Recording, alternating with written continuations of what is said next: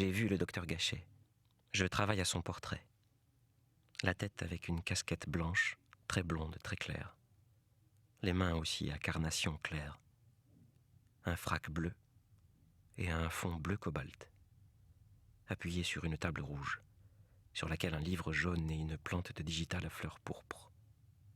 Examen médical succinct de M. Van Gogh. Impression première, favorable. Constitution robuste. Force et émotivité. Aspect dur, farouche, énergique. Esprit momentanément calme. Élocution sobre, accent méridional.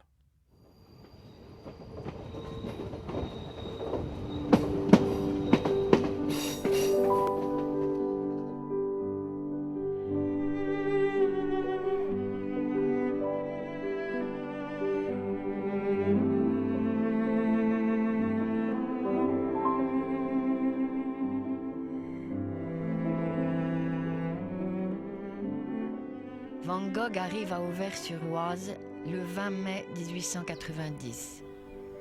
70 jours plus tard, il meurt des suites d'une balle dans le corps.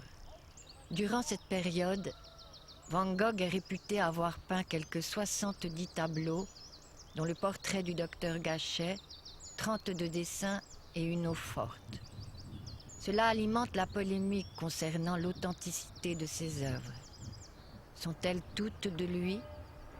Deux thèses s'affrontent. Mais Auvers-sur-Oise, c'est d'abord l'histoire d'une rencontre, celle du peintre et du docteur Gachet, que son frère Théo lui a conseillé sur les recommandations de Pissarro. Auvers est bien beau. Beaucoup de vieux chaumes, entre autres, ce qui devient rare. En arrivant à la maison, le docteur Gachet apparaît à Vincent rien moins qu'un autre frère qui l'accueille et le réconforte. Le premier contact est excellent. Ici, le docteur me témoigne beaucoup de sympathie. Je puis aller chez lui aussi longtemps que je veux et il est très au courant de ce qui touche les peintres modernes. La rencontre entre les deux hommes suscite une amitié au-delà de la thérapie. Van Gogh et Gachet sympathisent. Le docteur Gachet invite fréquemment Van Gogh à venir manger avec sa famille ici le dimanche. Il parle beaucoup de peinture. Et puis Van Gogh réalise également quelques toiles dans le jardin ou dans la maison. Par exemple, le portrait de Marguerite Gachet au piano. Et bien sûr, le fameux portrait du docteur Gachet. Le 3 juin, le docteur pose pour Vincent. Monsieur Gachet est absolument fanatique pour ce portrait et veut que j'en fasse un pour lui, si je peux absolument comme cela. Ce que je désire faire aussi. Tous les jours, tôt le matin, Vincent partait avec son chevalet à la découverte de cette campagne en ce début de l'été. Il n'a jamais travaillé avec autant d'acharnement. En 70 jours, il fait plus d'une toile et un dessin par jour. Exploit sans précédent. Le médecin d'ici dit qu'il faut me jeter dans le travail en plein et me distraire. Celui-là se connaît bien en peinture et aime beaucoup la mienne. Il m'encourage. Et 2-3 fois par semaine, il vient passer quelques heures avec moi pour voir ce que je fais.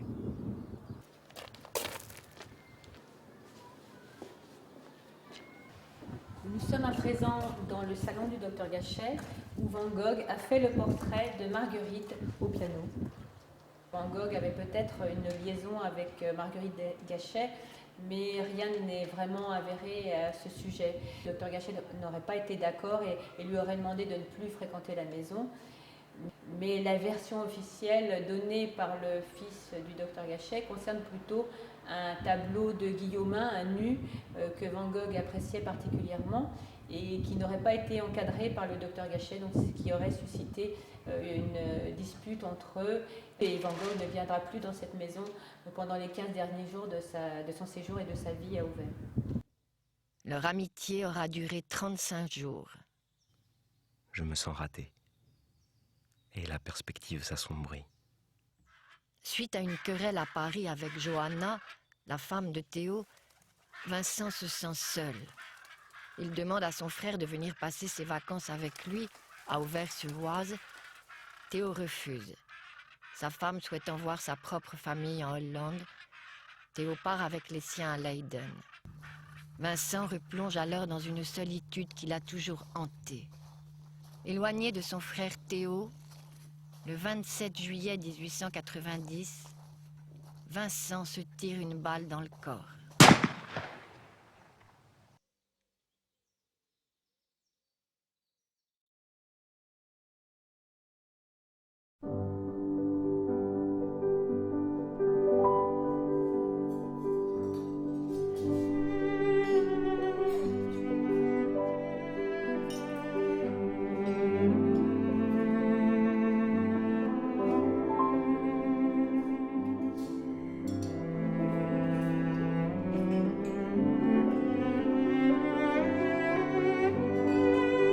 Ce soir-là, les aubergistes s'inquiètent.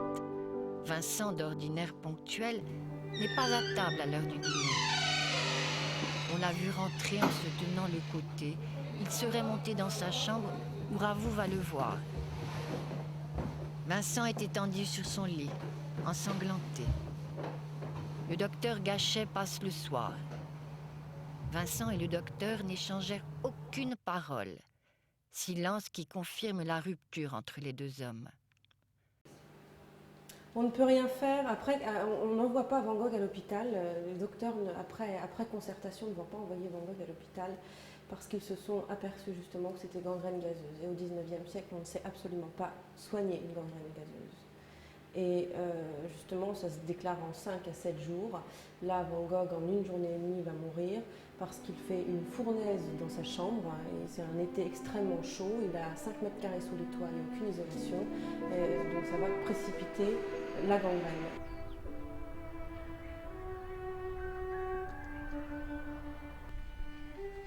À la mort de Vincent, il reste une œuvre gigantesque, mais aussi l'histoire de 70 jours d'une rencontre éphémère malgré ses promesses, à la veille d'un drame. Mais il reste aussi beaucoup d'énigmes non résolues. À la mi-juin, Vincent avait gravé une eau forte chez Gachet. Le portrait du docteur à la pipe est présenté comme étant cette gravure. Elle est datée du 15 mai 1890, soit 5 jours avant l'arrivée de Vincent à Auvers. Elle suscite d'innombrables polémiques embarrassantes, et bon nombre d'experts l'attribuent au docteur Gachet. Cette œuvre sera le point de départ de nombreuses controverses sur l'authenticité de la collection du docteur Gachet. En témoigne la profusion d'articles et ouvrages écrits sur le sujet jusqu'à nos jours. Nombreuses toiles de la collection du docteur Gachet seraient-elles des faux? Devons-nous douter de l'authenticité de certaines œuvres exposées dans nos musées?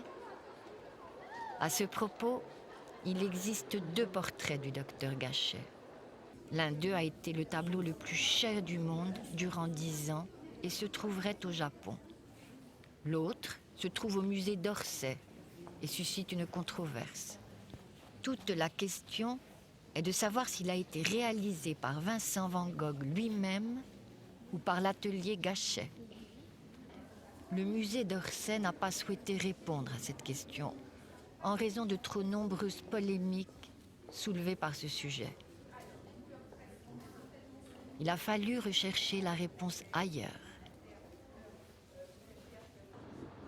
Christie's, la plus grande maison de vente aux enchères du monde, a vendu le premier portrait du docteur Gachet pour 82 millions de dollars à un collectionneur japonais.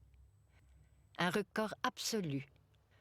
Pour Christie's, le deuxième portrait du docteur Gachet laisse perplexe bon nombre d'experts. Ce qui est très intéressant, si l'on compare la version Kramarski ou de Christie's, celle que nous avons vendue en 90, et la version du musée d'Orsay, c'est que stylistiquement, elles sont totalement différentes. Et, plus intéressant encore, que la version du musée d'Orsay, à mon avis, je pense à l'avis de tous, n'apporte rien. C'est-à-dire que tout est plus faible que sur la première version, que sur la version Kramarski. C'est quand même assez étonnant. Le traitement de la composition, le traitement du personnage, la gravité, la perspective, le regard, les éléments, tout est simplifié en moins bien, tout simplement. Donc ça, évidemment, c'est le sujet de la polémique est là. c'est que ce sont deux versions qui sont extrêmement proches, et une version n'apporte strictement rien de plus que la première version. Donc elle est totalement inutile. Selon Benoît Landais, chercheur indépendant et passionné de l'œuvre de Van Gogh, cette peinture aurait été réalisée d'après une photographie du premier portrait du docteur par une artiste peintre nommée Blanche de Rousse, elle-même élève du docteur Gachet. Ils sont partis de la photo, ils ont fait une aquarelle et ils ont fait leur tableau. Mais si vous regardez ici, vous voyez ça c'est Vincent, c'est le rythme. Regardez comment ça monte joliment, hein, dire que c'est comme s'il y avait trois choses qui sortaient d'un bouquet. Si vous passez maintenant sur l'autre, vous voyez comment c'est raide, ceci, vous voyez comment ça, c'est dégoûtant, mais vraiment dégoûtant. Hein. Personne ne peint comme ça. Hein. Eh bien, regardez comment le tissu est raide, enfin le tissu c'est quelque chose qui existe, regardez comment la digitale est peinte. C'est absurde, c'est quelque chose qui ne trouverait pas preneur dans une brocante. Faux ne veut pas dire faussaire, ne veut pas dire imitation, ne veut pas dire tromperie. Ça veut dire simplement qu'il se peut qu'il ne soit pas de la main de l'auteur qu'on lui a attribué. Et est-ce que ce serait si grave ?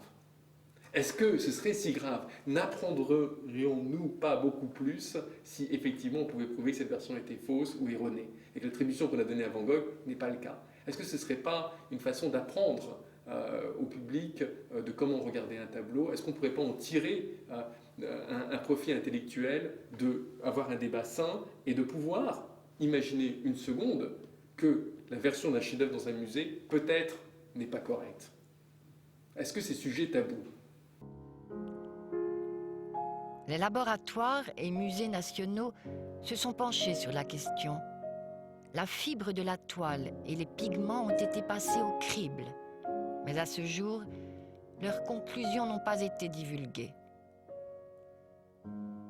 Ces deux tableaux témoignent d'une amitié, née à Auvers-sur-Oise pendant ces 70 jours. Ce qui restera, c'est une rencontre qui gardera tout son mystère, gardée par le secret des tombes. Mais ce que retiendra aussi l'histoire, c'est que le docteur Gachet a été un collectionneur éclairé qui a su voir en impressionnisme une peinture d'avant-garde qui marquera le restant de l'art moderne et plus généralement l'histoire de l'art.